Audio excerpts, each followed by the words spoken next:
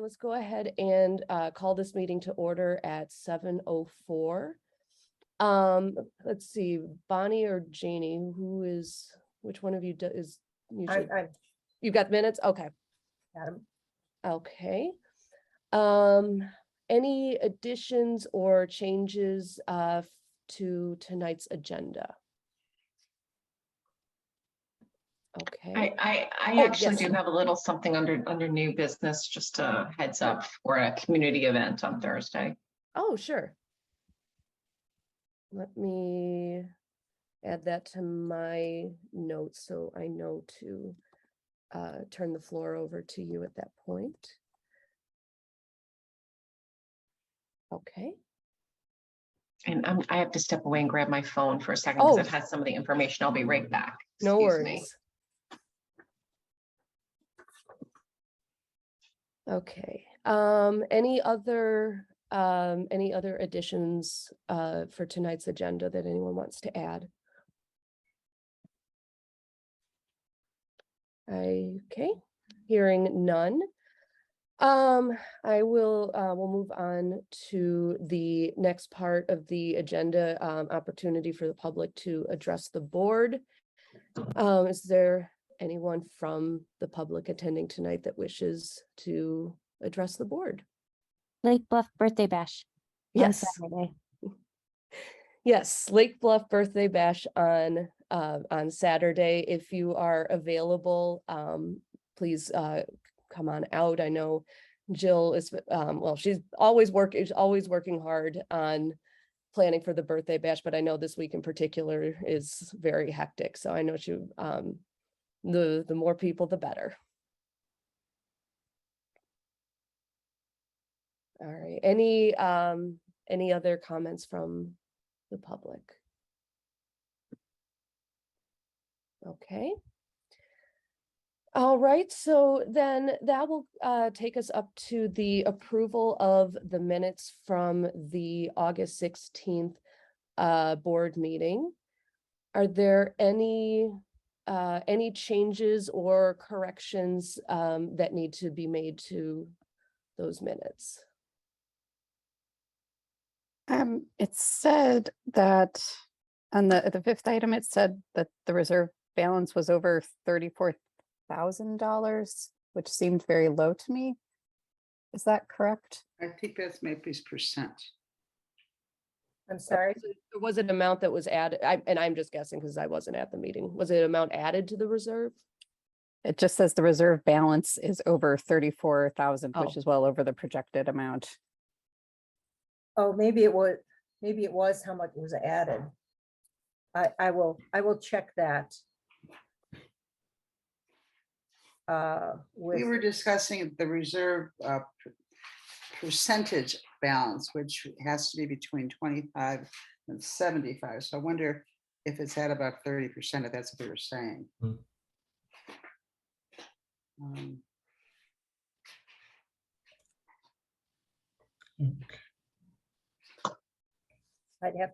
I'd have to look at last month's. I've got them put away. You know what? Well, I'll take a look at that and. You know what? I think it's 434, not 34. Instead of it being 34,000, I think it's 434,000. That sounds like a big number. That would be right. Closer to 43%, I think, right, Bill?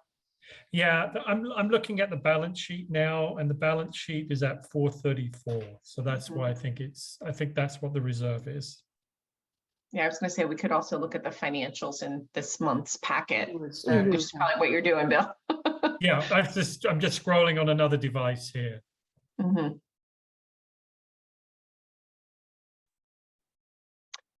So should we clarify the minutes from last month to say the reserve is at 43% of the annual budget? We don't, okay, no, we're not going to jump into anything. I'm looking to see if I have my numbers. If not, we will indicate that we'll address it for the next meeting. We're either talking about a percentage there, or superimpose some numbers or something. Yeah. So, I have the financials from last meeting up, and it does look like the fund balance is 434. okay. And Janie, where are they? Let's see. Okay.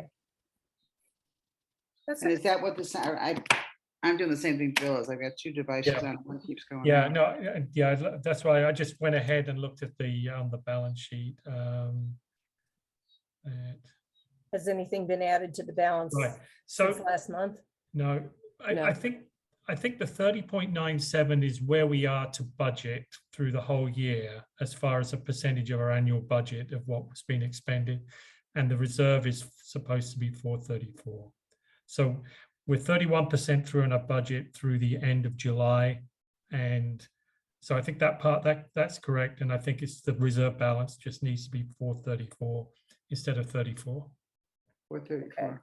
So I should change this to say the reserve balance is 434,000 Yes, or 31% of, No, the no, 31% was for the total expenditures through the fiscal year so far. Yeah, I think You you don't need to need- leave the 31 the where it is, and then the reserve balance is 434, Yes. period. yes, okay, and just 1%. strike the, which is well over the projected amount. yeah, you No, can that- do it. Yeah, because yeah. If you, yeah, it's over the minimum amount which we want to be at 25%, which would be 250. Okay, Yeah, no, if you just use it 434, Janie, I think that will work.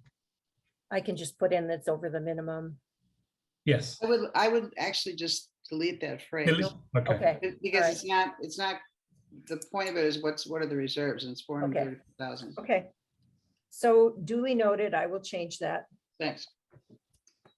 Thanks, Martha. You're welcome. Should we have go ahead and approve the minutes as amended, or do we, okay. Okay, so then I guess we would be looking for a motion to approve the minutes from the August meeting with the noted corrections. So moved. Okay, John moves I'll second. and Bill seconds. All right, all in favor? Aye. Aye. Oh, Any don't- opposed? Okay. All right, motion carries. Minutes for the August meeting have been approved with the pending corrections. And then that will take us to the financial reports for August. So let me go ahead and let me figure out which screen I've got. Hang on. Okay. Okay, can everyone see my screen with the agenda on it? Mhm. Yeah. Okay, Yes. all right, let's see. Just bringing up my notes here, rearrange that, there we go, okay.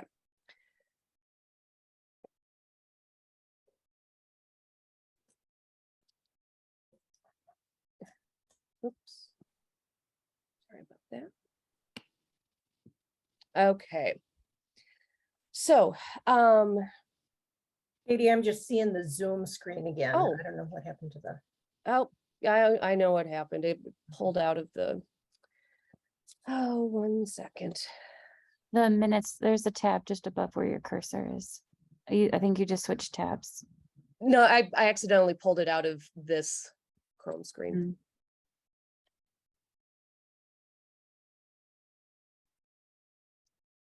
All right, there we can go. we see it now?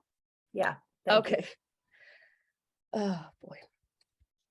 Okay, so a couple of a few items that I wanted to point out was the property tax revenue. We received just over 49,000 in August. Oops, got to admit, first fright back into the meeting. which brings our balance up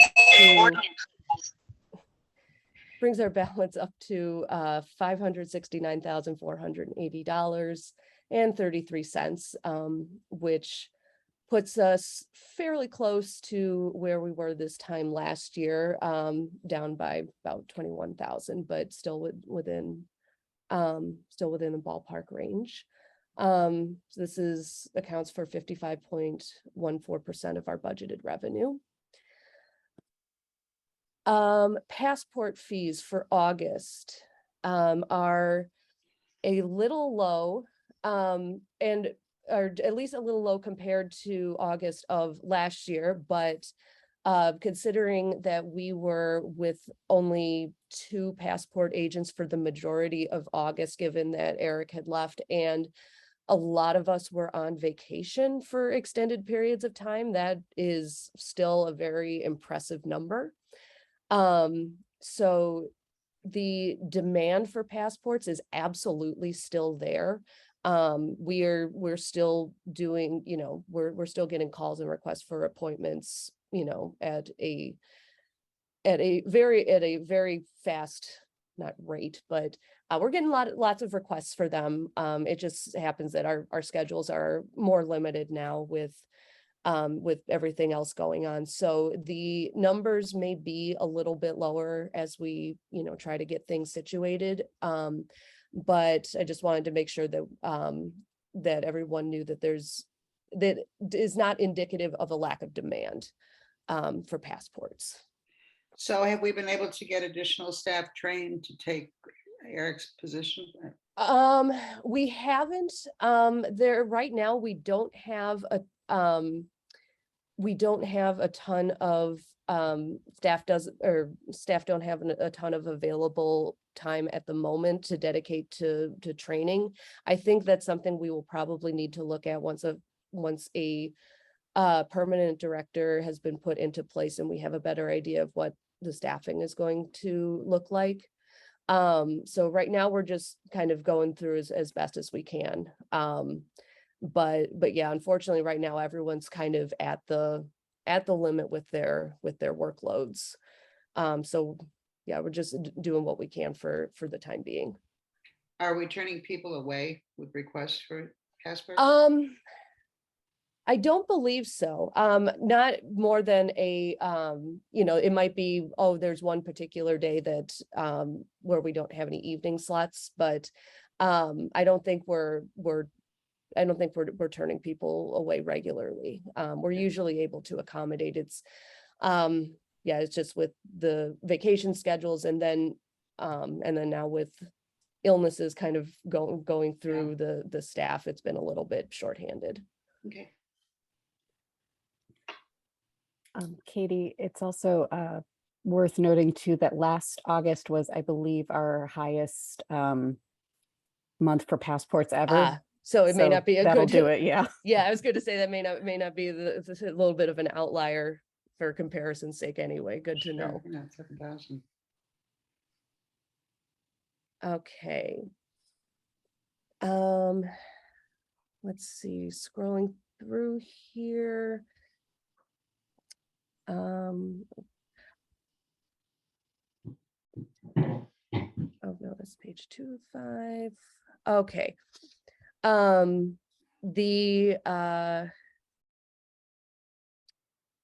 had the per capita. Where did that go? There it is. Okay. Right here at the top of the screen, just wanted to point out that we did receive our per capita grant money that came in just a few weeks ago. So we had budgeted $8,439.95. The amount that we received is just under, it's about $150 lower than that, but still the 98% of the amount that we had budgeted for. So I know that the arrival of the per capita grant money is sometimes a little bit of a toss up depending on what's going on with the state. So we were happy to have that come in when it did.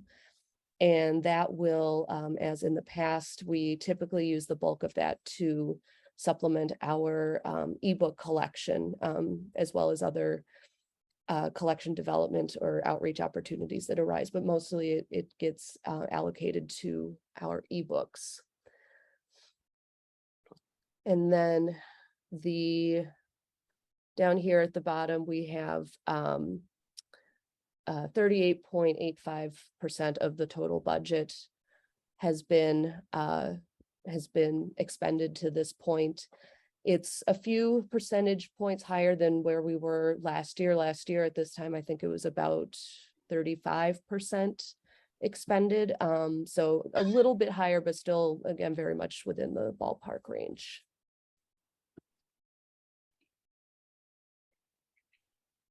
Any questions on any of those items or any other questions? Well, I have some questions about the donations, which is the second category on the second page. Unrestricted donation contributions. Yeah. Okay, yes, that's where I was Okay. looking. All right, I know it's all weird looking and it has to do with funding for the Stroh room. Mhm. Is the $15,000 donation contribution? I don't That's- think that did not get included. Yeah. Martha, when did the friends drop off the check? That was last week, wasn't Yeah, it? like last week. It's probably not in these financials. Yeah, I was gonna say Laurence has been out of town since Wednesday, so she wouldn't have had a chance to enter it in before she left. So that is a contribution. And that's interesting. Is that a contribution to the library or to the foundation? These are the things we've got to sit down and iron out so we know how to do it more smoothly in the future. Mhm. And then what you see here is $33,000 coming to the foundation to the library. And then I presume, or I guess maybe that's to make up for 2 payments that had already been made. Mhm. And then in addition to that, there's $700 that Jillian will track down with Laurence, but that was proceeds from the block party, which should go to the foundation, but it's somewhere in the library. So we have to design a system for keeping track of these monies going back and forth. And let's do it as simply as possible. We have to be able to figure out where they are and not tie up like 30 days of records to see where something ended up. So the fireplace, nobody's issued a check for the fireplace. Is that right? Well, let me take that back. The friends have. Yeah, the friends have. Nobody's paid the fireplace people for the fireplace. No, not Okay. yet. Okay, so that will have to happen in October. Mhm. And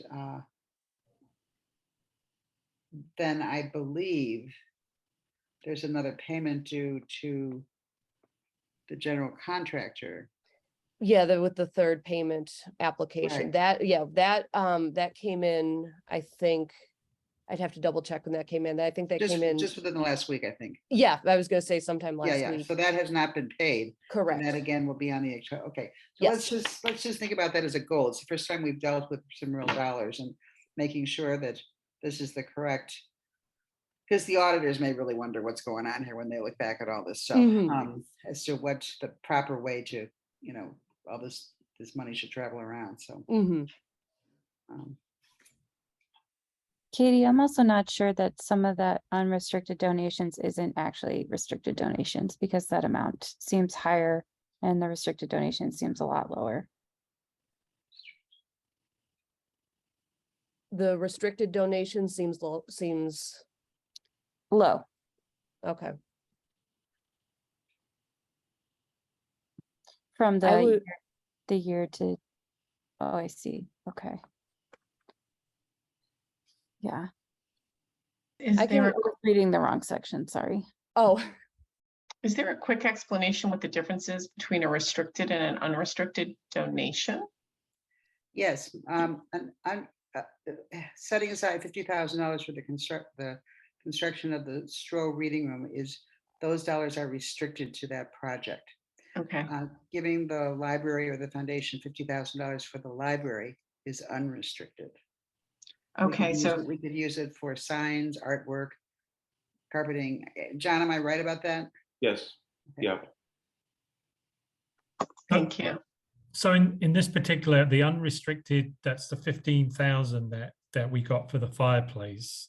Was that an unrestricted? That actually is a restricted donation. So that, That is a restricted donation, very specifically. right.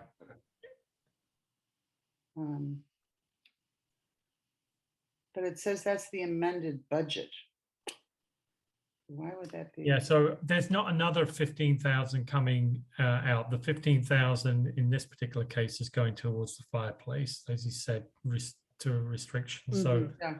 so the restricted donation line should be 48,000 in total.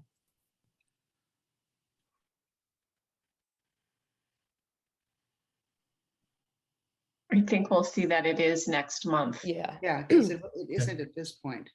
right, it hasn't been, Okay. it hasn't been processed, the $15,000 check has not been processed yet. So at the start, when we budgeted, we were going to get $15,000 donation that was going to unrestricted. But did that change then, going from an unrestricted to a restricted, because we are using it predominantly on the fireplace? Is that how that works, or is there another 15,000 unrestricted donation budget? The Friends donation was always restricted to the fireplace. Okay. I don't know why this is an amended budget item. I'm looking at that and I'm kind of confused. I'd have to go back and take a look at the budget summary that Eric put together when we were working out this fiscal year's budget, but I'm guessing that 15,000 is that it's like we're anticipating $15,000 in unrestricted donations, but I'd have to double check. Yeah. I'll make a note for that.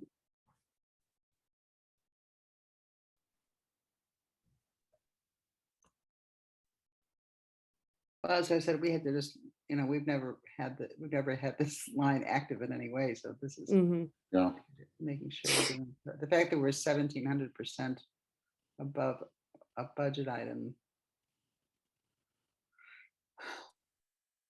The Friends gifts in the past have all been restricted, right? I believe so, because they're usually given with a specific purpose Right. in mind. They just never write a check at the end of the year. Here's the do with it as you may, right? Right. Yeah. So I'm guessing we get very little unrestricted money then. On average. I believe so. I'm trying to remember if Eric has mentioned anything. No, Well, I can't think of anything that, I feel like some of Money from events would be unrestricted. Yeah. I would assume. Yeah. I was thinking that have of just smaller donations haven't been Right. restricted, but they do always want to know what it's used for. Sorry, can you hear me? yes, Yes. I'm thinking of the trivia party. That was those were unrestricted donations. Right, right. mhm. Yeah, okay. There was also the raffle at the block party that Right. Jillian ran the raffle. I don't know if that would be here in this month's. Except I think that is supposed to go to the foundation. In fact, I know it is.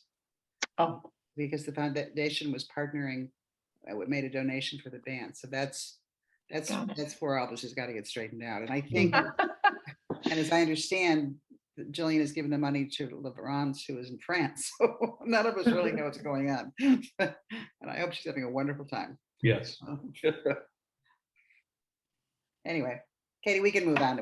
Okay, We all know Um, there's things to work on. This yeah, one, well, just in the yeah. way it presents itself. So yeah.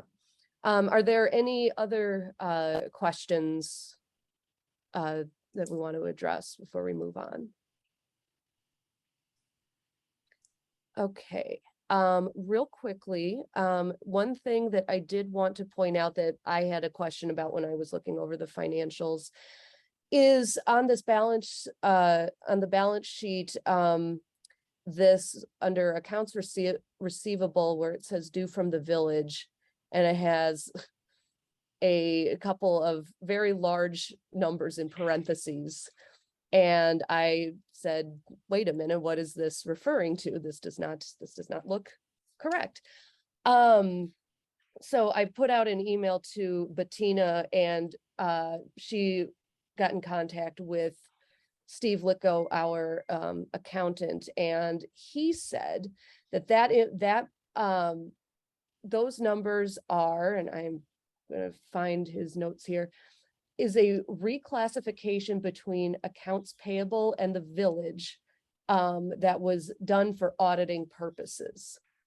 So this, again, with my very limited understanding of the all of, excuse me, all of the number crunching that they do over there, based on his explanation, it sounds like that was something that reflects something that they had to do on their end to get the library and the village to match up at the end of the fiscal year for auditing purposes. He says this will not affect our income statement, and this should be cleaned up for the next month's financial reports.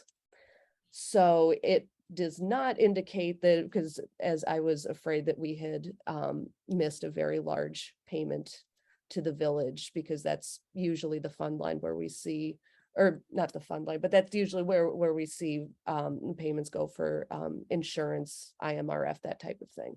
So, where are you looking for? Okay. Right here. Or I should say the line up, because that's the one that says due from the village. That's the that is the account that's where the insurance payments are reflected.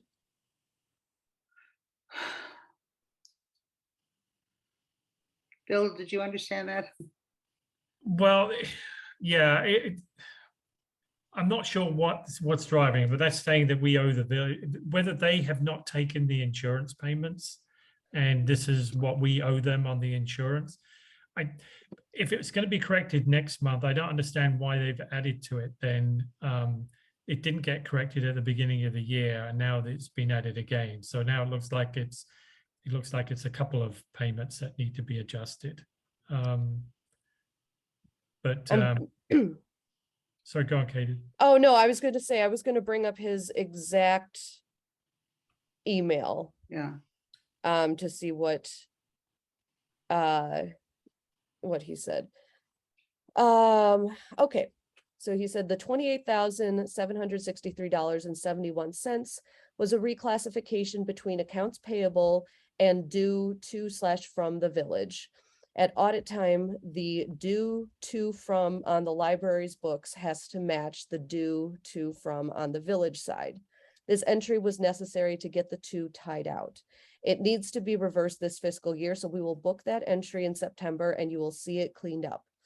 It will not affect your income statement, as it was just a reclassification of balance sheet items relating to the last fiscal year. And then I had a separate question, because I said, we hadn't received invoices from July or August. They had not sent those out yet, but they will be doing that in the next week or so. Yeah, so basically what I think is that the village has this down as a receivable to them, and it has to show that we're paying it from here. So it becomes a liability for us.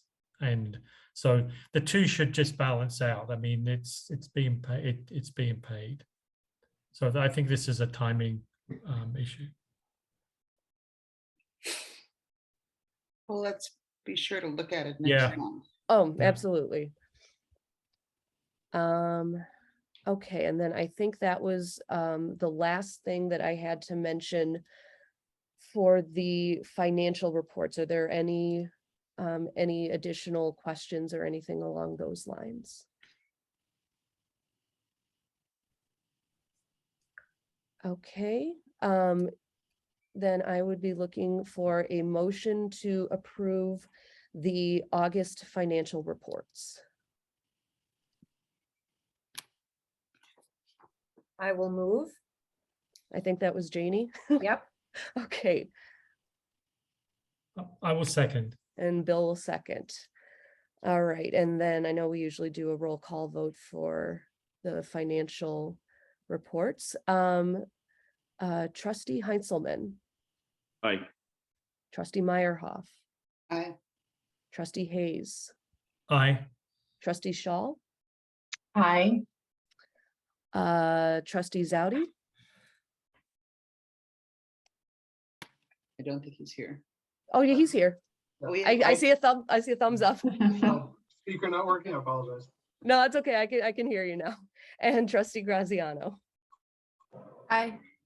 And Me. did I get you, Janie? Trustee Jerch? Aye. Aye. Okay, I think that's everyone. Yeah. All right. Tina, can you hear me now? Yes, I can. Here, All right, so aye, sorry about that. Wrong That's button. okay. you arrived safely home. Yes, yes, thank you. Okay. So then moving on to the checks. A couple examples that I wanted to point out, just a couple of slightly more unusual ones. The first one that I wanted to mention is right here, this Jiggle Jam Productions. I am highlighting it, because it's a fantastic company name. But B, also because it's an unusual one, and I just wanted to point out that was payment for Eliza's family concert that was held on, I believe it was September 10th. And so that was in the amount of $350 for that program. Katie, was that the one held outside the building? Yes, it Yeah. was. Yeah, I said, that was the after the morning of the Friends meeting, because that was why we had to meet in the youth activity room, because in case it rained, that way the Jiggle Jam Productions could use the Spurth room. But yeah, it sounds like I know the weather was very nice that morning, and it sounds like that they had good attendance. So Yeah. We got some Um, cute pictures. sorry, what was that, Eliza? We got some cute pictures from the Oh, program. good. Oh, Mhm. good. The second check that I wanted to point out is the one just a few lines below it for the LGBTQ Center of Lake County, in the amount of $400. This was an organization that we have, that we are going to be using for an in-staff training session later in the year. Under new business, I have an item for discussion about closing for a staff in-service day for that purpose. But the LGBTQ Center of Lake County does a lot of in-house training for different businesses and organizations in the area, on providing a workplace that is LGBTQ friendly to staff members, to people who may visit the organization. They do really good work.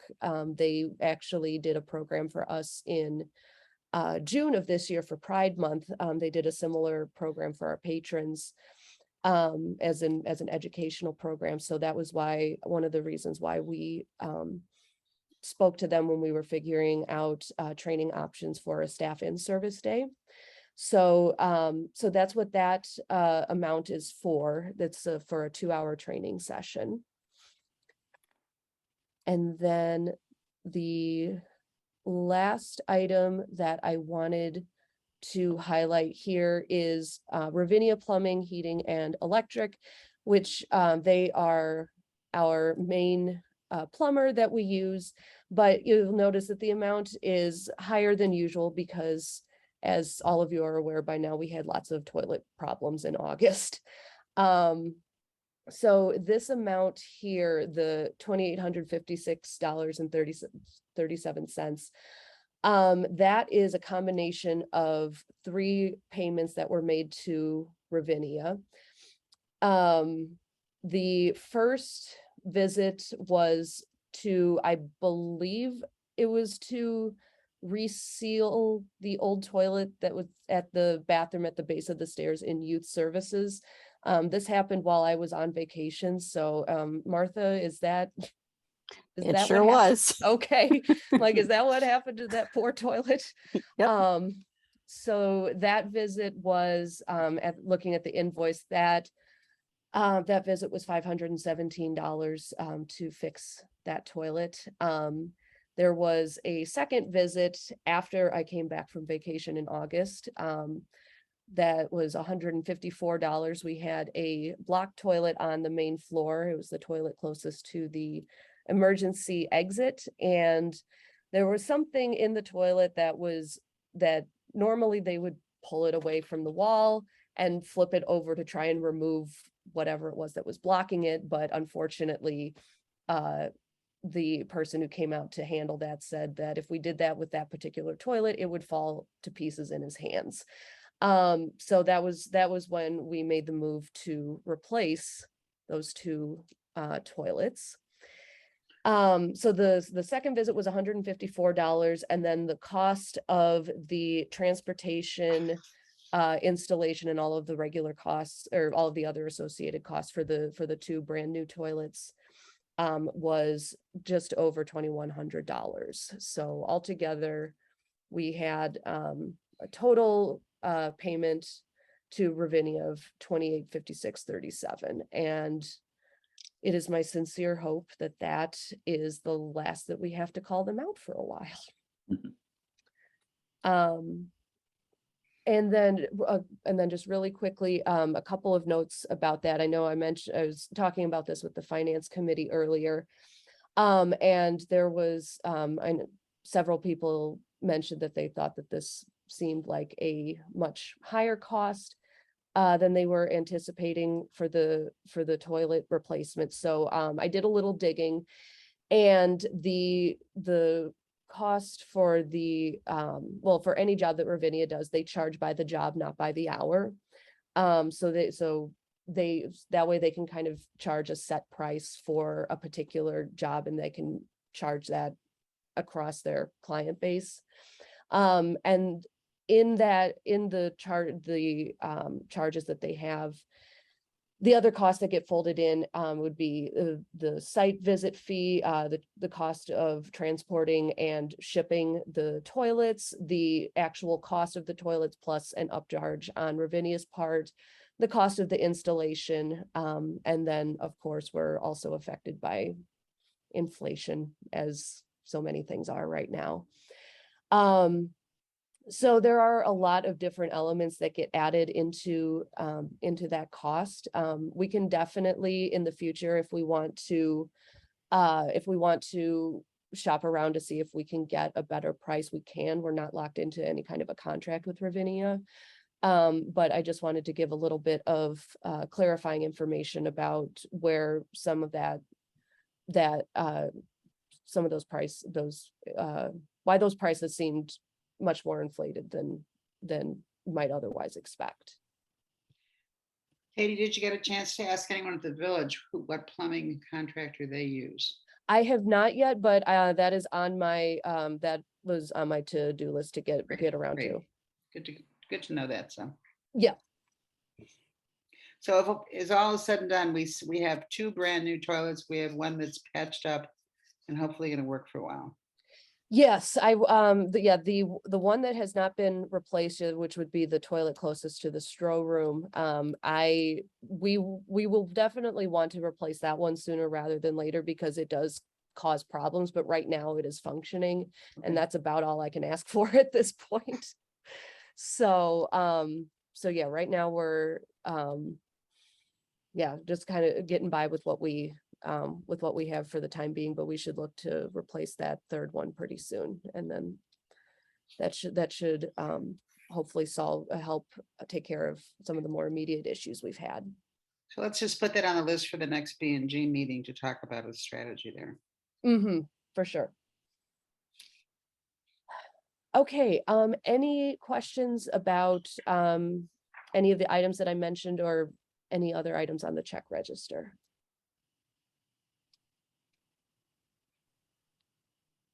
Okay, then I would be looking for a motion to approve the checks. Let's see what numbers we got.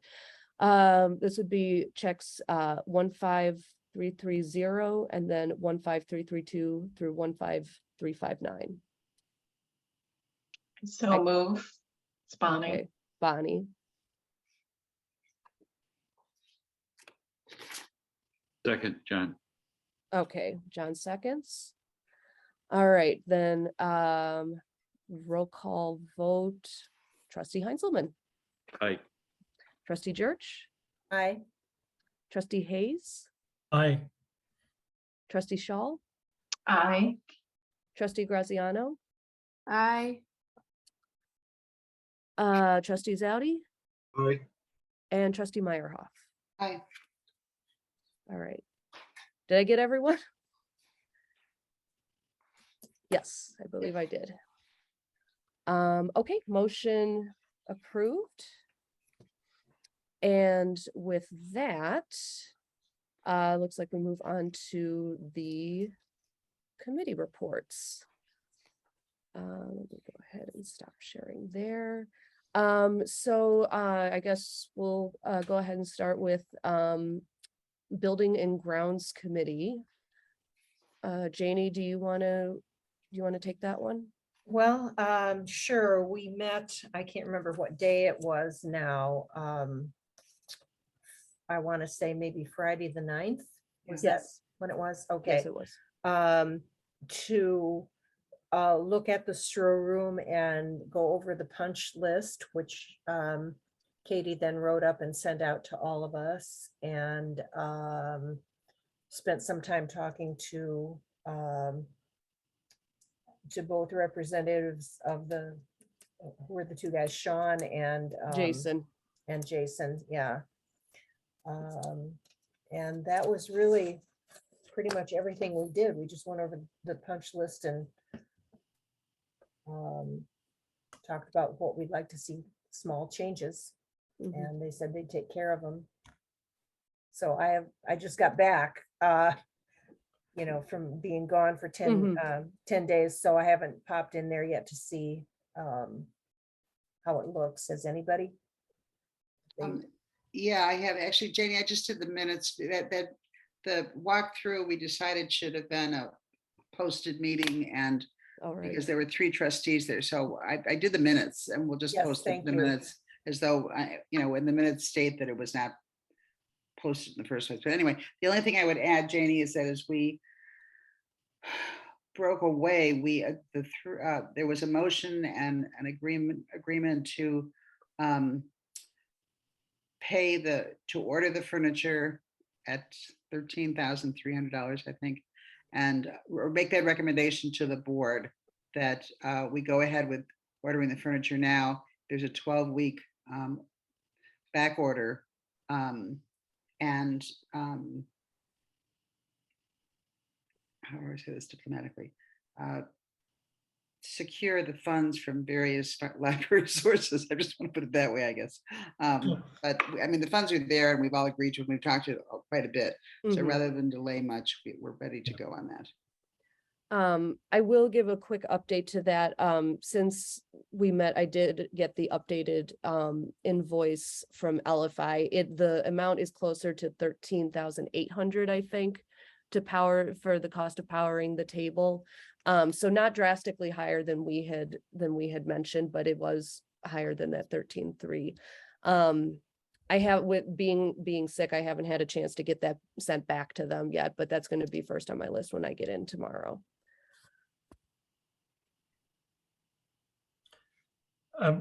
Kathy, on the September walkthrough, one of the things from the finance committee, we were looking to see if they would come up with a final cost or construction, what the budget was going to be.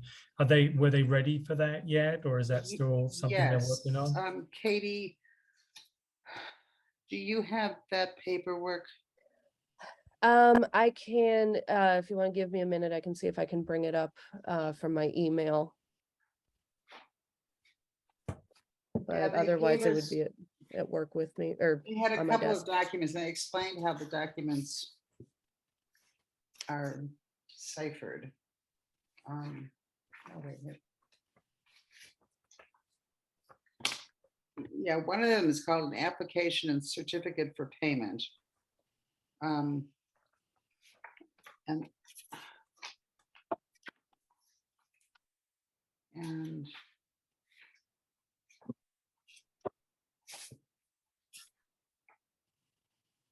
And there's this other thing from Angberg Anderson, all of this has much to do with payment.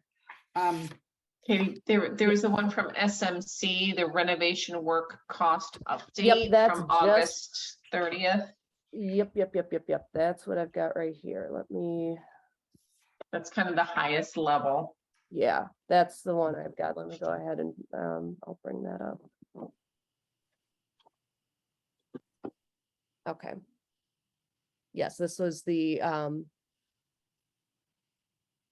this was the, the cost Yeah. update that we went over. Katie, can you close the little preview to the left Oh, yeah, let me see. or just make it bigger or something? Oh, I can, oh, yeah, I'll, Thank is you. that better? Yeah.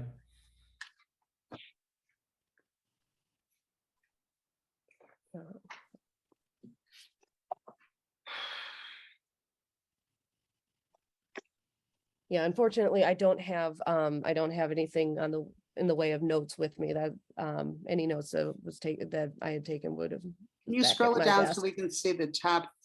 Oh, sorry. Yeah, so why don't you scroll it up to where it says bid packages and see how much you can see of that. All right, that kind of covers everything. Okay. So everything, if you look at the bid packages, and Janie, Bonnie, Katie, jump in if I'm not doing this right. Everything in that listing has been accomplished at those prices. The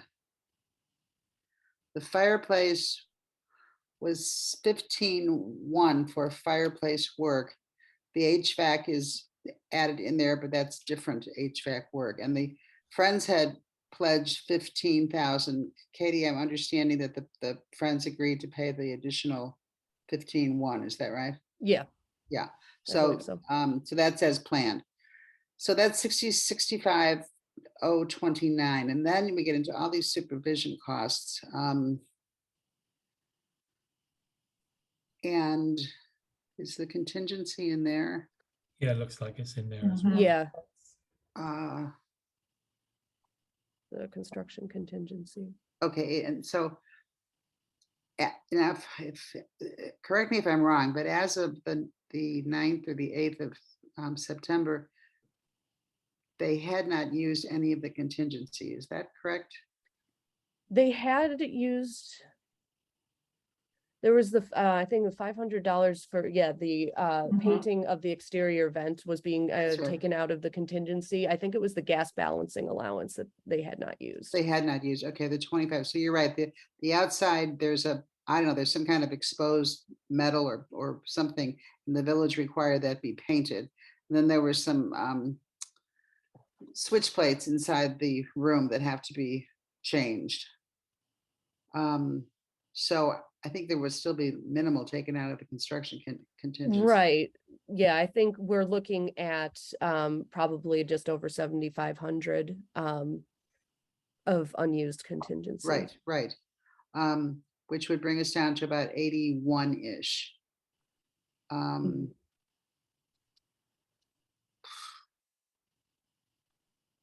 Potential changes.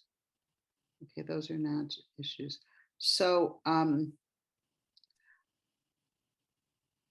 think it's coming out to about 100, Sean said. Mm-hmm. And Katie, we've paid 33 and 23, is that right?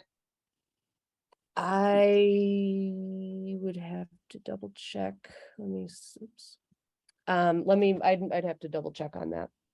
All right, so we'll find that out, and we'll get that send that to the whole board Mhm. Okay. with a breakdown. I'm pretty sure we've made one payment about 23, then 33. Then we now have this payment due of 15/1, which brings us up to 71.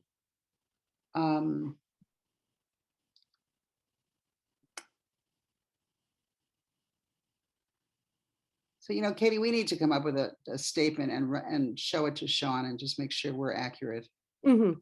and that we're answering Bill's questions. So we will get that done. Let's make those contacts in the next week and figure that out. Okay.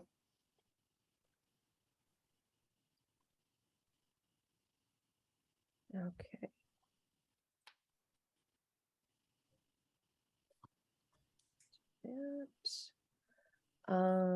Okay, let's see, any other, updates? No, if we, one thing I do want to mention, wasn't part of the B&G meeting, but just B&G related, is that the same day we had the walkthrough, that morning, we also had, Engberg Anderson sent out a couple of engineers to begin the building study that we had contracted with them for. So I have not I haven't gotten any further updates on that yet, but just to let everyone know that that they did have someone out, and so that process has started. Good. Okay. And then Finance Committee. Bill, do you want to take this one? Sure. Yeah. Well, we talked about a few things in there.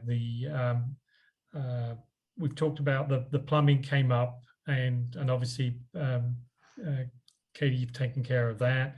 On the Stro room, we talked about where we were with donations, where we were with some of the other items, and then the walkthrough was planned September 9th, and then at that time we'd have a sort of a clear understanding of kind of what the costs are, where the donations are, and what things we might have to budget for from the operating budget, which we do have some room to work in. And then the last thing that we discussed, which was the main reason to get together, was the new director's salary, and we elected to go with a range, and that then I think the HR committee wanted to put that range on the job posting. So we set that range up between 90 and 105,000 a year, and that's what was intended to go then on to the job posting. And so we approved that. So those are the three items, and obviously the bathrooms are all taken care of, and we've got a little bit of follow up then on the Stro room and the budgets on that. Did the job posting require the range be posted? It didn't, but we generally especially for job postings on the Rails website, where we do get a lot of traffic for our job listings, it's very common, and I'd say expected, to have a salary range on there. Okay. So that's why we elected to Go with update that information. Yeah.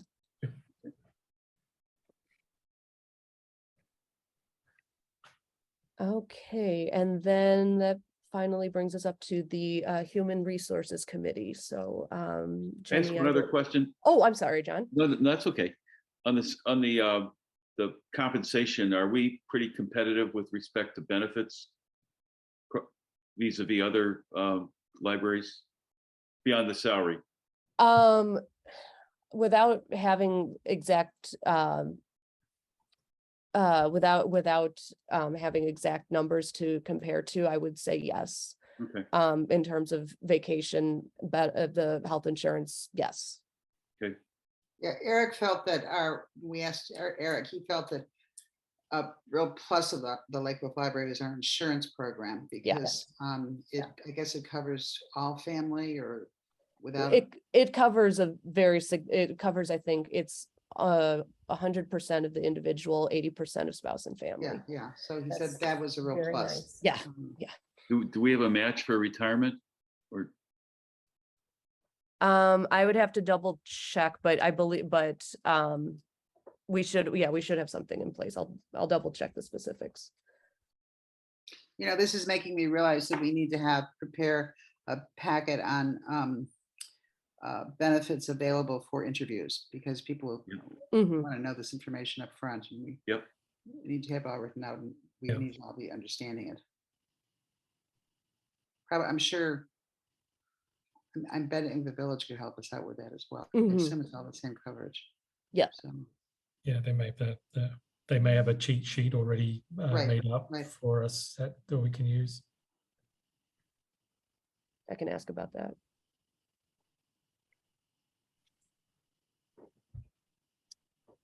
Okay, Jenny, do you want to take over or do the HR committee report? Sorry, I was on mute. That's all right. Thanks, Katie. So we are still accepting applications for the director position. We have it posted until September 30th. So far we have 4 applicants. And our committee is going to be meeting to talk about next steps and review the applications that we've received. Okay, and then It looks like we have some other things to get prepared for when we start doing our interviews. Mhm. Jenny, do we have 5? I had 4. Okay, There may be 6. Did we get new ones? well, I thought Possibly. that when, let's see, was it Katie, or when Martha gave us on the 9th, Martha gave us 3 resumes. Right, and then we have Katie's, which I sent around, and Jillian is not moving forward with her application. Oh, she's not. Okay, I see. And then first right, hi. We did get someone who inquired while you were gone, Janie. Okay, Elizabeth. Oh, sorry. But I haven't seen her application come through. It looks like, looking at the back end, that there were 2 others that came through after I printed those for you. Okay. Sorry, I hope you can't hear my child crying in the background. Oh, no. So maybe Martha, could you send those to us? Or if I stop by the library tomorrow, can I pick them up? Sure, I can print out more packets. Oh yeah, I have the other ones. But for some reason, I thought that when we got an application, it would come through to the email. I didn't see anything come through. It should have gone through to the email. I can, it's possible that it maybe got trapped by the spam filter, Okay, which they just changed and is now more complicated than it was previously. So okay. I can check that out. And I apologize. I know I was like, oh, web form will be so much easier, and it's given me nothing but problems. Oh, I'm sorry. Yes, I just assumed it would come through. So maybe we possibly have more. Okay. But maybe I'll just stop by tomorrow so I can see you. well, Sure. that was one thing I was wondering about, Martha, was actually because of those 3 that you gave us on the 9th, there was one I had not seen, and I looked back at the email again, and I didn't Okay. see. I'll take a look at the spam filter on that Okay. account and see if it maybe caught a few. Okay, Oh yeah. So would it be in like the junk email? Is that where you find it? No, they you now get a digest in that account where it's like, these are the messages that the spam filter picked up, and you have to click on it and it'll take you through to the like the quarantine queue, and it's supposed to be more secure, I guess, than what we had previously, but it is sometimes more aggressive than one would prefer. So I wouldn't be surprised if it maybe caught a few of those. But yeah, I can take a look at that. Oh, I do see one that came in, yeah, on Saturday. Okay. Okay. In the spam folder. Okay. Oh, yeah, that spam filter is that they implemented was once after a while it kind of evens out, but initially we were going like, why is this catching all like half of this stuff? This is not spam. So, all right, so okay, so Martha will look into that. And Jenny, I know that we're figuring out a time to meet for HR committee, so we'll get that figured out. Yes, Katie, would it be possible, since we have Janie and Bonnie on here, could we just meet briefly afterwards? Just because I want to make sure I don't miss everybody before. I think, Bonnie, you're going out of town, right? So I just wanna Yes, I am. catch everybody before they leave, if that's okay. Sure. Just to get a date. We don't Yeah. discuss anything. but Yeah, just that's so fine. We That's can fine. connect and get a date. That's fine. Thank you. Okay, and then I do not believe any of the other committees met. If I am gravely mistaken, please let me know. But with that, let's go ahead and move on to new business. And what I would actually, what I would propose doing, I'm looking at how I have things structured here. I would propose, let's go through the 3 items that require an action, the closings for the calendar year, board meeting dates, and discussing closures for staff in service and mini golf. I would say let's go ahead and do those first, get those out of the way, and then tackle the last 2, the trustee elections and the study table discussion, if that works for everyone. Sure, that's fine Yep. with me. Okay. Yep.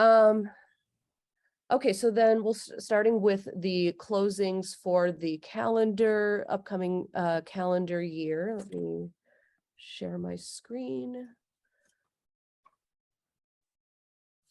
Okay.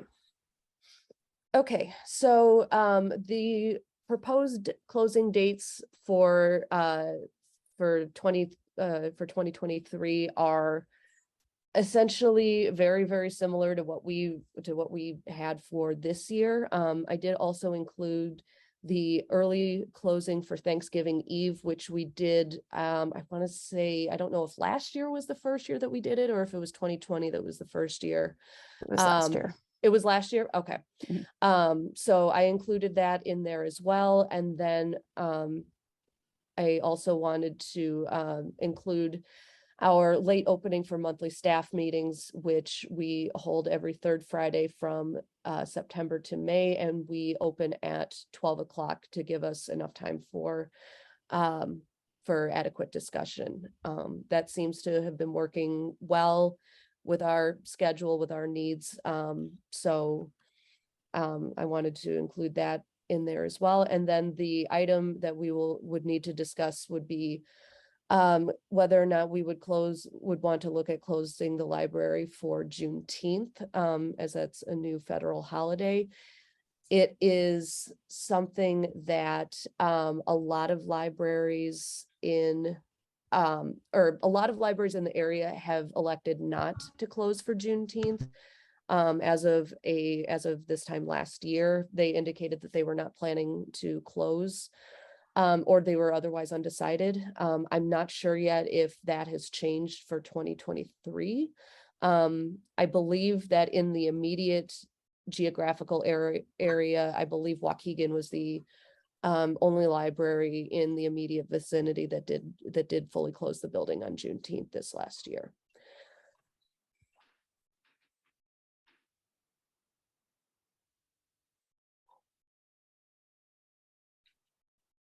A couple of things, if you don't mind.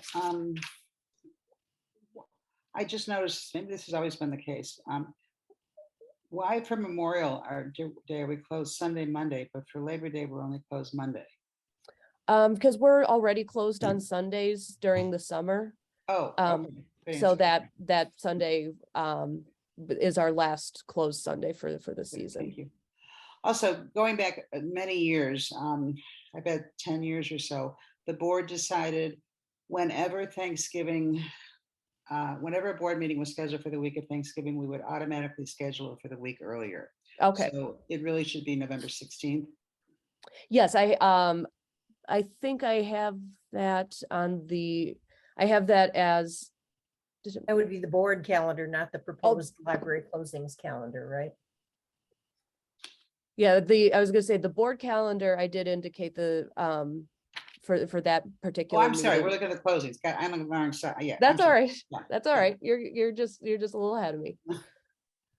Okay, so Thursday, okay, then, well, then that, I've also got a question about that. So last year we closed early for the first time, which I think is a great idea.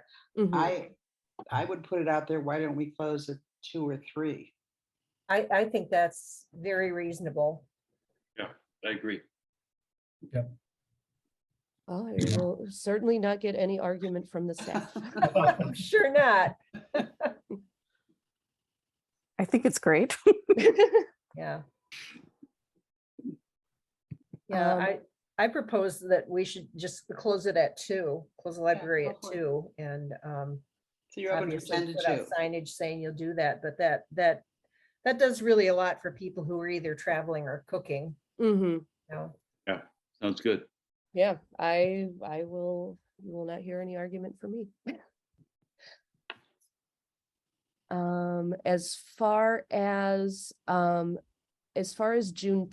goes, I know that that's something that staff have asked if if we're going to be closing if we're going to be closing for Juneteenth. Which I think given the significance of Juneteenth, I think it's important to acknowledge that. But I also know that a lot of places are not closing on Juneteenth yet. I don't know if that will change in the future.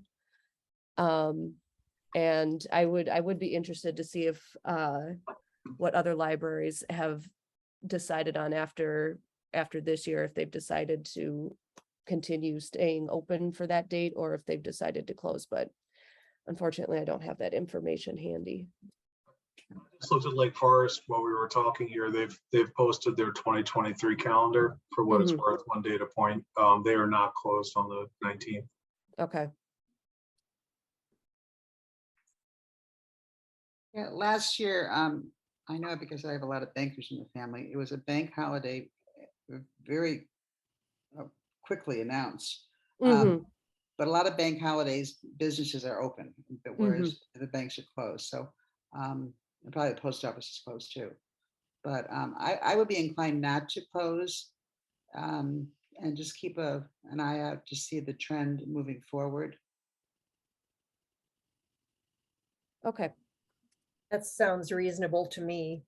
Because we did make the decision to stay open on Columbus Day / Indigenous Peoples Day. And a few other holidays like that, President's Day, things like that, just because sometimes those being during the school year, of course, this would be after school is out for most people, I guess, but you know, having the library be a place for people to go if they Okay. choose.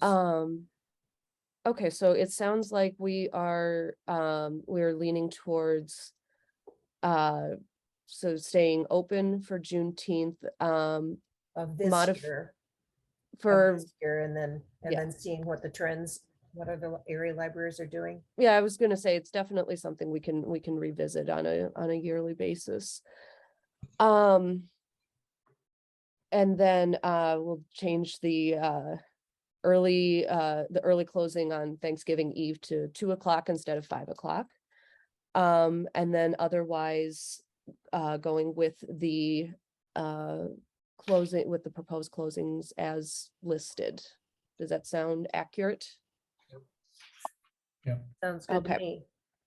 All right, so then I would be looking for a motion to approve the listed closings for calendar year 2023. Somebody move. I thought I heard. Motion to approve. Thank you, Okay.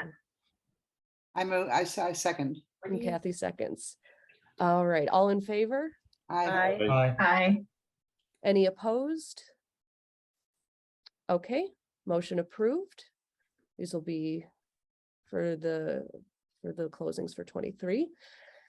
And then moving on to the board meeting dates, Kathy, like you had mentioned, I noticed that the third Tuesday fell on the second, or fell on the same week of Thanksgiving. Oh my gosh, my words are abandoning me. Mhm. So that so that one, even though it's listed as the 21st, we can modify that to the 14th and have I that. think it's the 16th. November.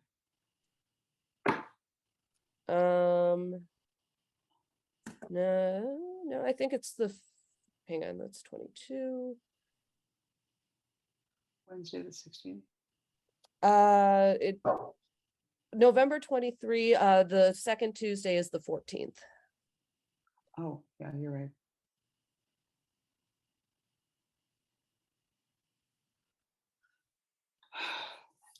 But otherwise the meeting date, the schedule would remain the same as it's been. Okay. Okay, wait a second, 2023, not 2022. Correct. Yeah. Thank you. That's, yeah, okay. Why I'm off, yeah. I know when I was figuring these out, I had my calendar app open. I'm going back. Wait, what year am I in? Yeah. I was also going to say I did pull these together in the midst of a COVID fever fueled haze. So if you notice an error, please let me know. Tried to double check as best I could, but there was capacity was a little limited at that point. Okay, it doesn't sound like that there's much discussion to be had. So other than changing the November meeting to the second Tuesday of November 2023, I would be looking for a motion to approve the proposed board meeting dates for calendar year 23. I so move. I will second Janie's. Okay. Okay. Okay, so Janie moves, Bonnie seconds, all in favor? Aye. Aye. Any opposed? Okay, motion carries for the proposed board meeting dates. And then the last item, and let me go up to my little summary sheet here. In terms of closing for the proposed 2022 in-service, staff in-service and the December mini golf event that we have planned. The in-service was something that we started planning with Eric back in the spring, and that we've carried forward even with him gone. The last time we had any kind of a staff in service was before I started working here. Martha tells me it was 2017. When we did that last in service, it was scheduled for a half day that was kind of wedged in between two open periods where patrons could come in and use the library, which ended up being pretty chaotic and not the greatest setup for training. So my request would be that the library close for the entire day on Friday, November 18th of 2022. That is the same day that we would already be closed for 2 hours for our regular monthly staff meeting. And then this would give us the opportunity this would give us enough time to devote to training discussion, and would give us some time to take an in-depth look at training elements that we otherwise wouldn't have a chance to get to. One of the presenters, like I mentioned earlier, is going to be the LGBTQ Center of Lake County. And then we have another person who we're still working on getting paperwork for, but he is a librarian at the Warren Newport Library in Gurnee. His name is Eddie Kristen, and he has done an award-winning presentation on empathy in enforcement. He does security at the Gurnee Public Library, and he's won. He was listed as a 2020 mover and shaker by Library Journal, which is one of the highest honors that you can get in the library world, for his approach towards handling potential safety issues with compassion and empathy, while still making sure that we're enforcing library rules fairly for everyone who comes into the building. So it sounds like a really well thought out presentation, and something that fits in with what staff have been asking for. So that gives just a brief look at what the in-service, what the proposed in-service date would look like. Are there any questions that I can answer for anyone? Well, I would just like to make a comment. I think having an in-service for the first time in 5 years is a great idea, and very justified of the time to close. All right. I agree, Janie. I think it's important to invest in the staff, and this is the Friday leading into Thanksgiving week. So I think you guys have picked a great date that would be least disruptive for our patrons. Yeah, we also talked about at the beginning stages, talking with Eric about, it's like, well, do we do this as one day or do we split it into 2 days? But yeah, we figured closing for one day is going to be the least disruptive option that we have for staff and for patrons, so that they only have to navigate one full close day instead of 2 partials. And then similarly with our second mini golf event's going to be held on Saturday, December 3rd, in conjunction with It's a Wonderful Life in Lake Bluff. And again, I was not present for the first time that we did the mini golf event, but I have heard stories, and it was an enormous amount of work. It was a very successful event. But given how long the event is going to be running, which is essentially the majority of our open period on a Saturday, and considering how much setup and takedown and staff time is going to be involved, it would be next to impossible to try and have the library function as normal while we're running this event. So we thought it made sense to close for the day in order to properly facilitate that event, but we wanted to make sure that that the trustees were on board with that. I volunteered at the last one. I was I don't remember the name of the hole that I don't remember, but gosh, there were Harry Potter. I mean, and I taught for many years and did a whole bunch of stuff with my kids. It was one of the most amazing activities I've ever participated in. And I was downstairs, and families probably got halfway through the course before they got down to where I was. And dads were actually by that time competing with other dads, trying to see if they could outscore someone, and they were setting up their kid against somebody else's kid. It was truly and community engagement. And Eileen Lack and I were next to each other, joining holes, and so we really kind of watched it was just so much fun and so creative. the decorations, the displays for each hole. I mean, it was like going to a Disney World kind of thing. It was just amazing. So I give this, I'm very glad you took a few years off because it couldn't possibly be done every year. Yeah, oh yeah, no. And it takes time, and it sounds like you're giving yourself a little bit more time. I seem to think it went into the evening the last time, but this is going to be all day, which will be probably better for everybody. So good luck. I think it's a great idea. Great fun. All right. Katie, do we by any chance know how this date compares to sort of the academic calendar? I don't know if the library space is in high demand For the mini golf event, do you mean? Or just in early December.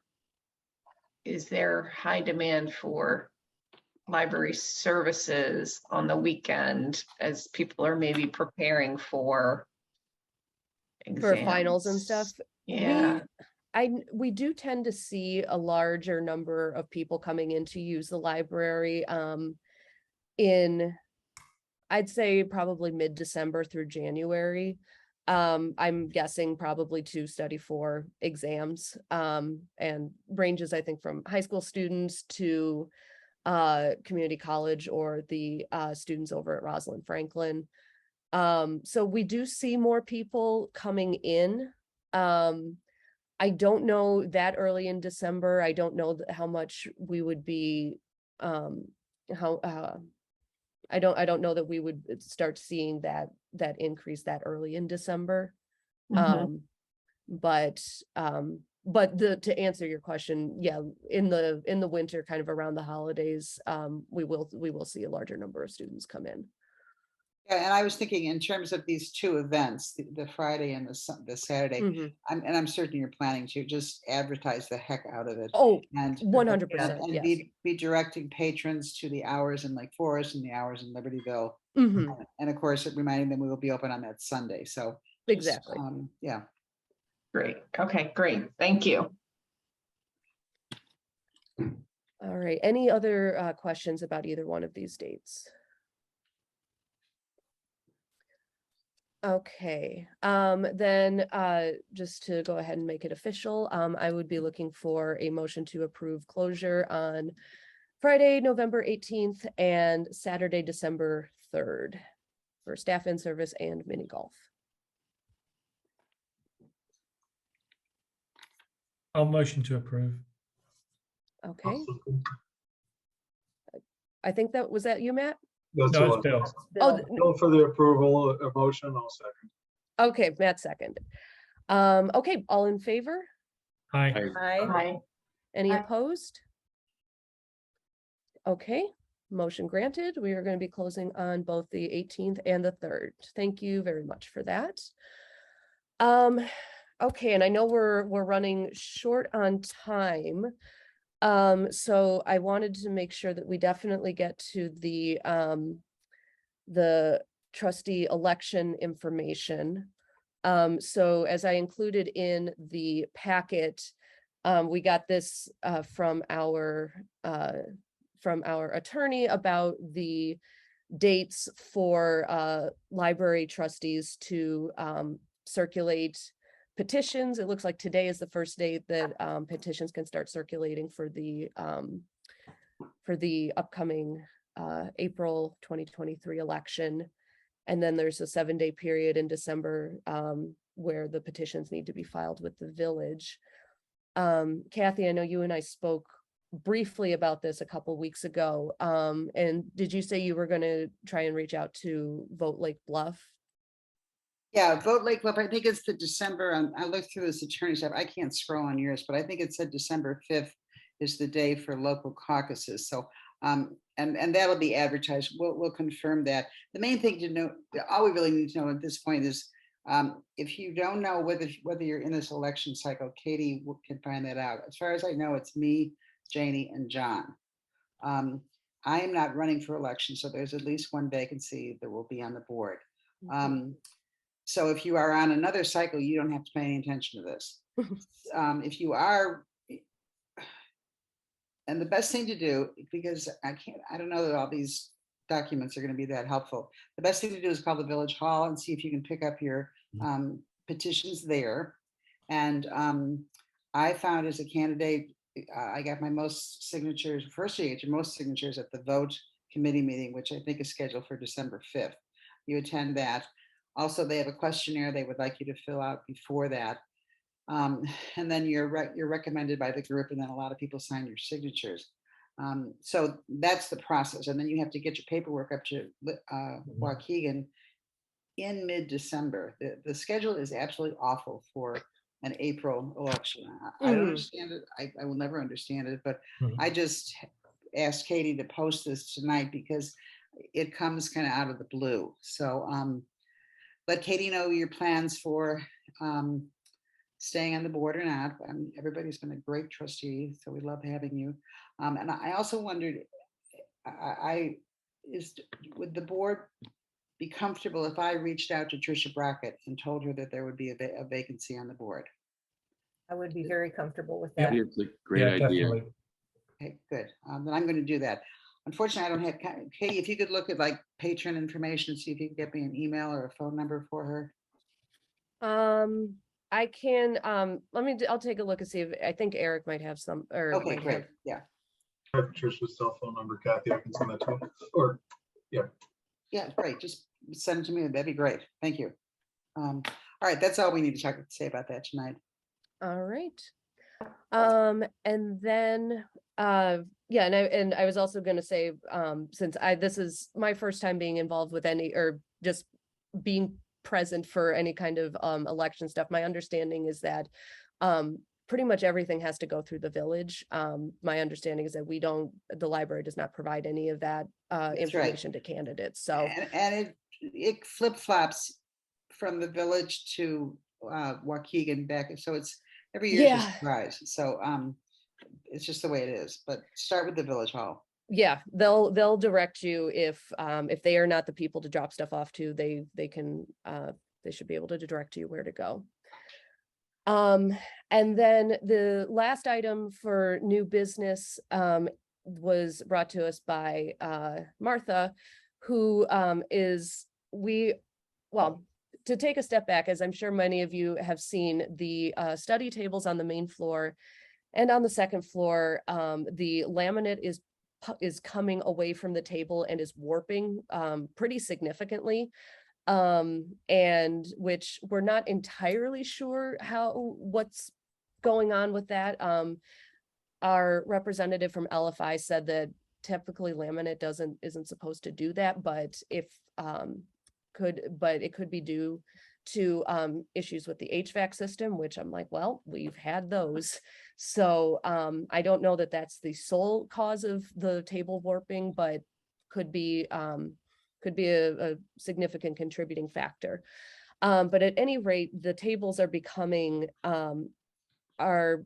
pretty unusable, or some of them worse than others. And we were looking at this as an opportunity to potentially replace those with powered options similar to what we selected for the Stroh reading room.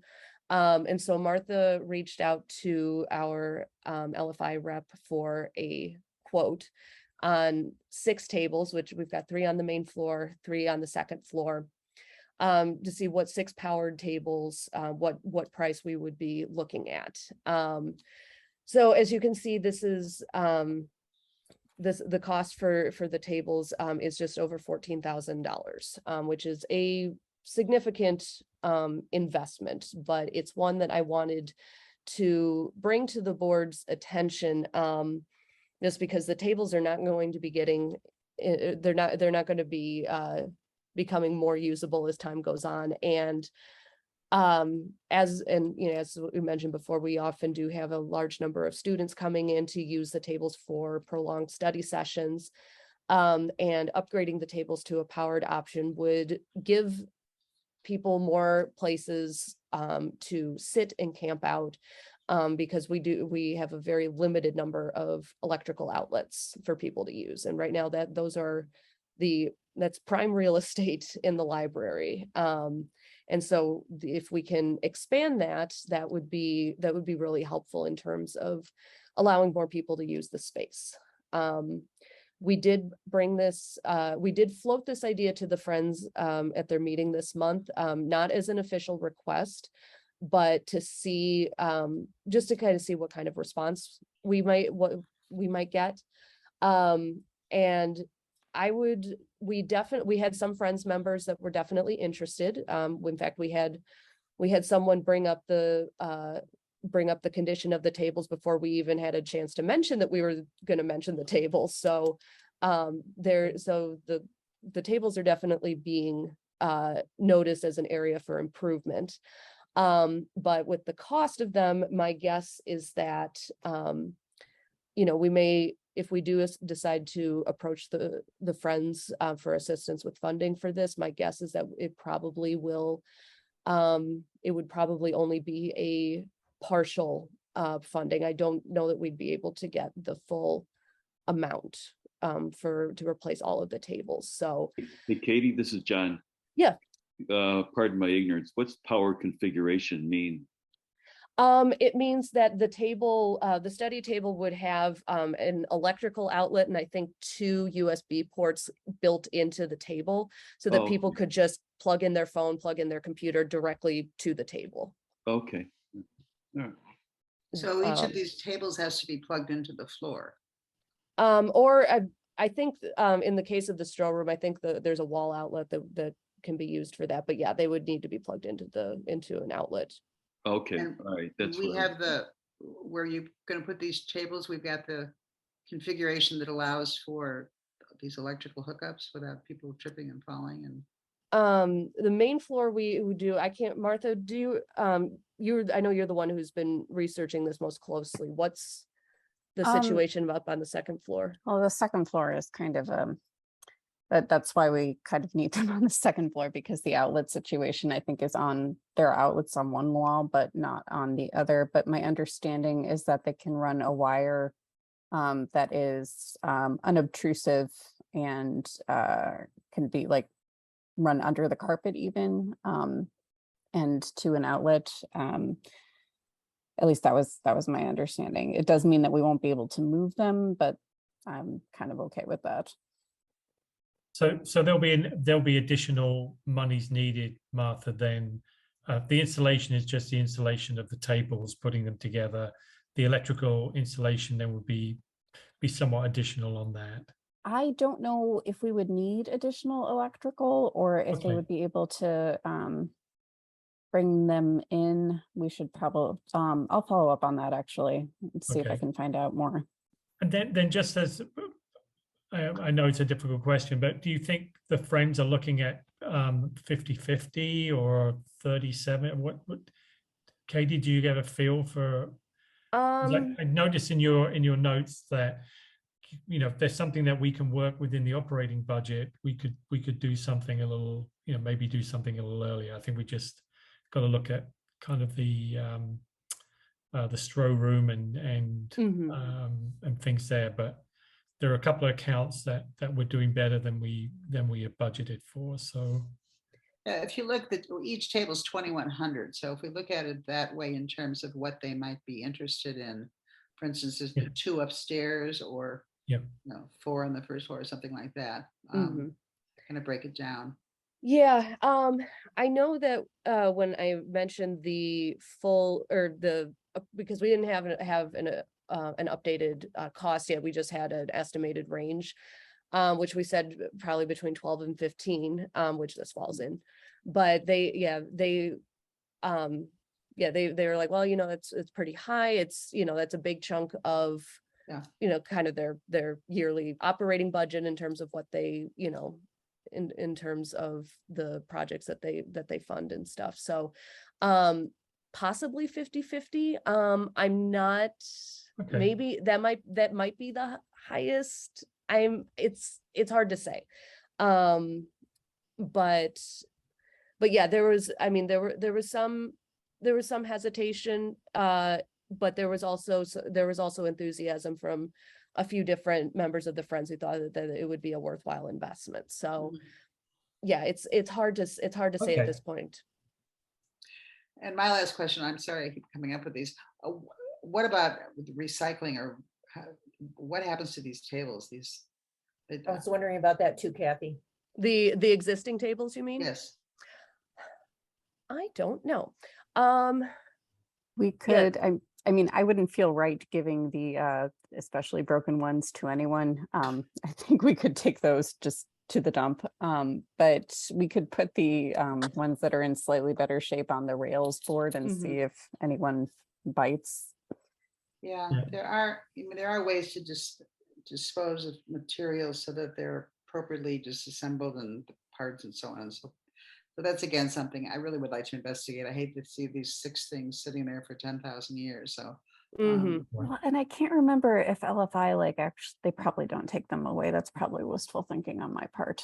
But It has a little asterisk at the bottom that says that you have to put it in your dumpster, or you're going to have to pay to have them remove it. oh, okay, yeah, wistful That's like thinking. an additional cost. they being the provider. So we, Yeah. yeah.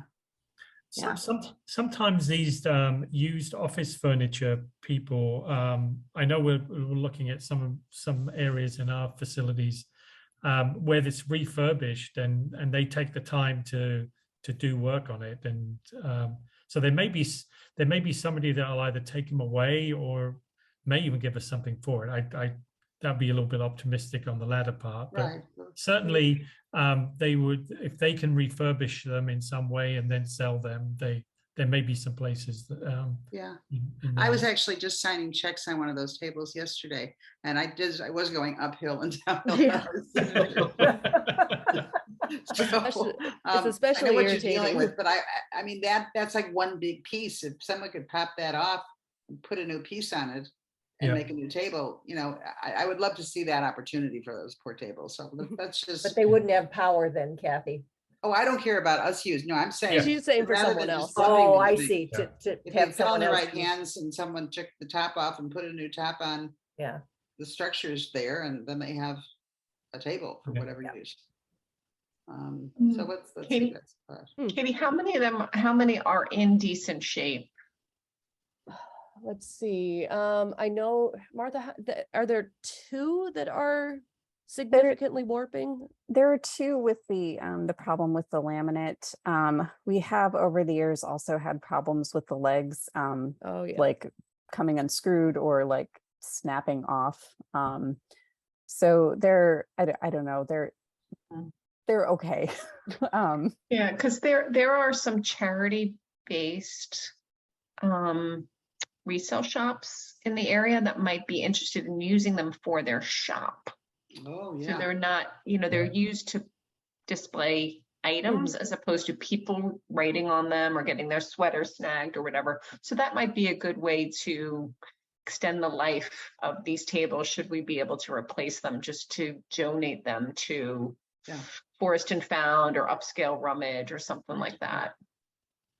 Good. We've got some time to look into that, but let's try to be responsible about this. So. Okay. Yeah, so that, like I said, just bringing this up just because it is a more significant cost that will require some figuring out how we want to handle it, but yeah, just wanted to put that on everyone's radar so we can keep that in mind as we move forward. Any other questions about the table? And then I'll run through the last items pretty quickly.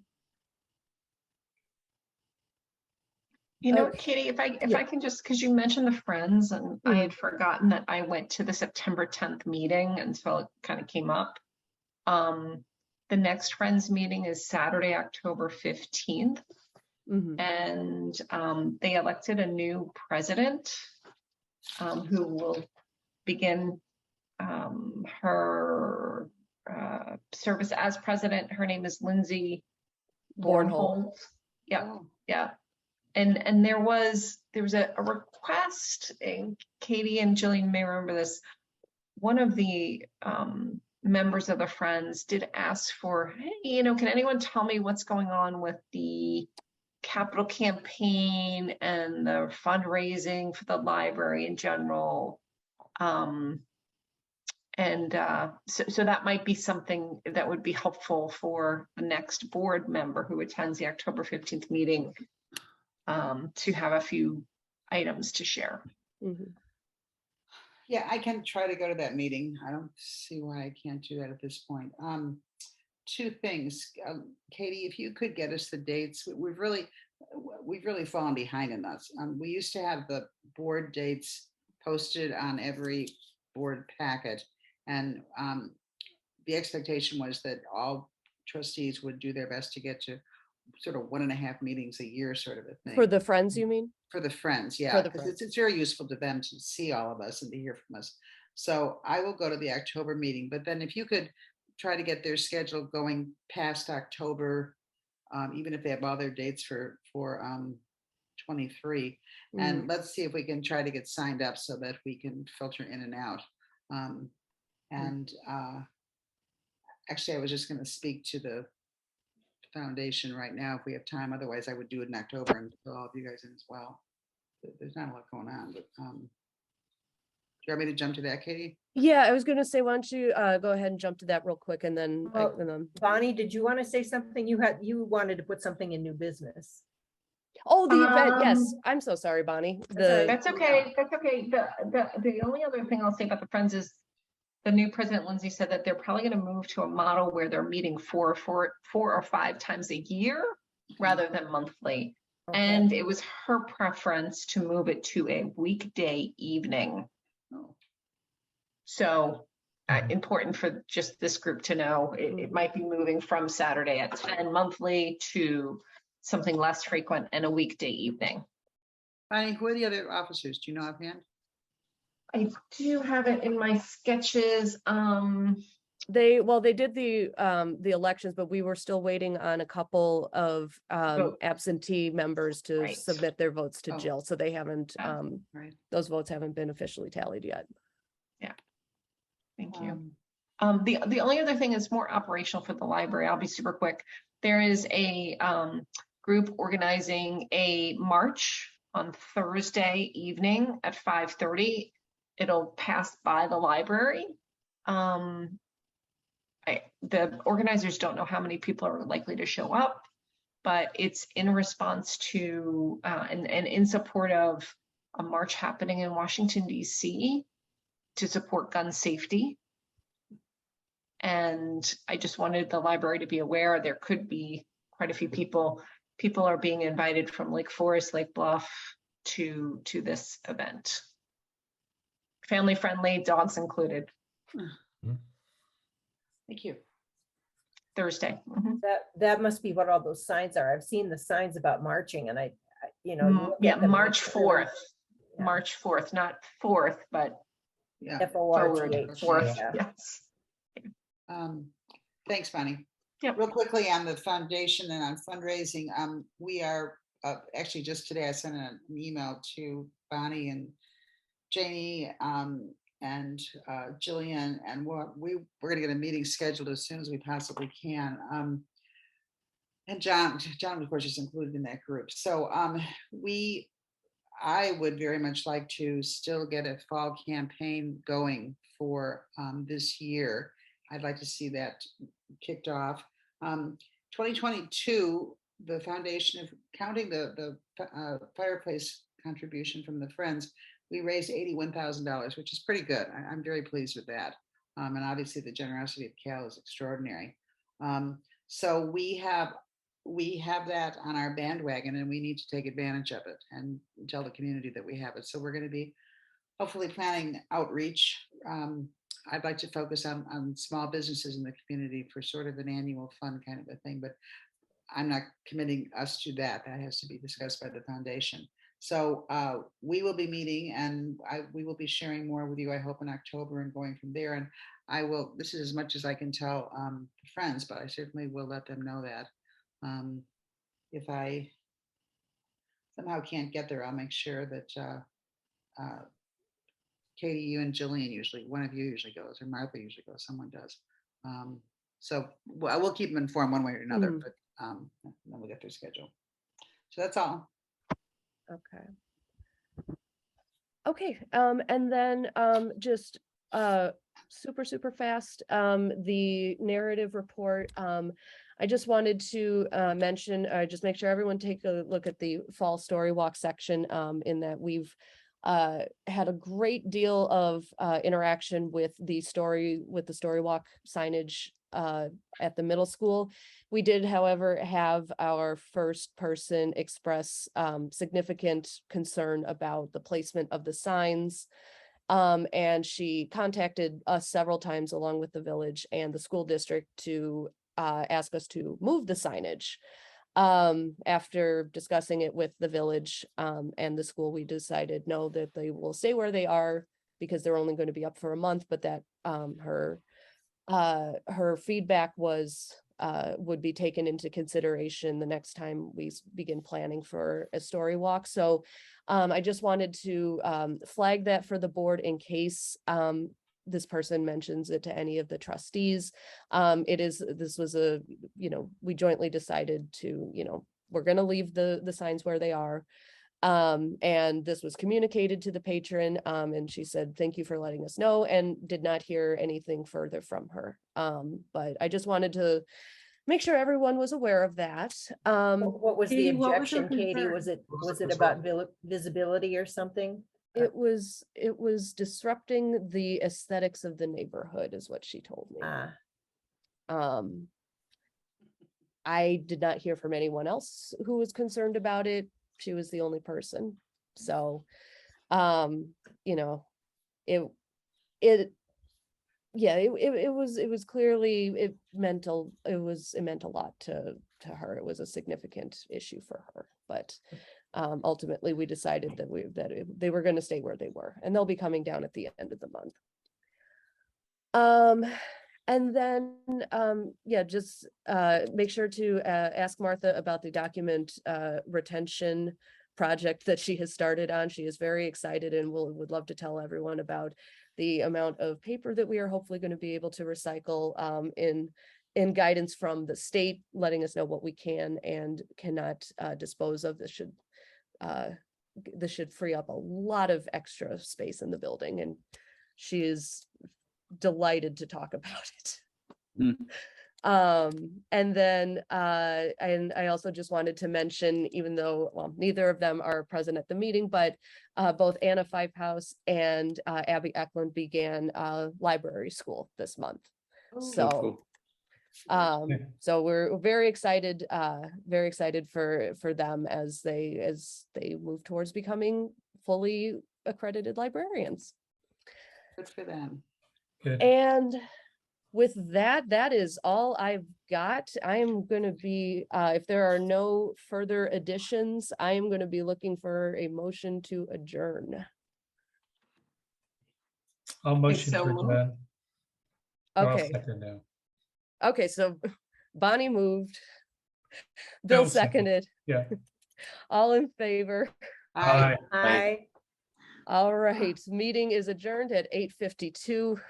Apologies for job, the long Katie. meeting. Good Yeah, job, Katie. Katie. Katie, thank you Good so job. much. Feel better, Katie. Thank you. Yeah. And